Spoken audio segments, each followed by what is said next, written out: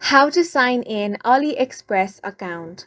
Hi guys, welcome to our channel. Let's begin. In this video, I will guide you on how you can log into your AliExpress account in the AliExpress app. For that, open the AliExpress app on your device. If you don't have this application, head over to Play Store or App Store in order to download and install this. Now, once it has been opened, you want to select the country or region. For that, click on this drop down menu and select your country. Then tap on the continue option.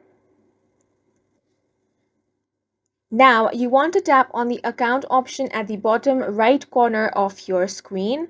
From here, tap on the sign in/register option. Now you can sign in using your Google account, your Facebook account, your X account, or your email or phone number. If you want to use your email or phone number, tap on that option.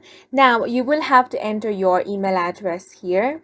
After that, you will have to enter your password and click on the login option. If you want to use your Facebook, Google, or X account, you can choose on any of these options. I'm going to select the Google account.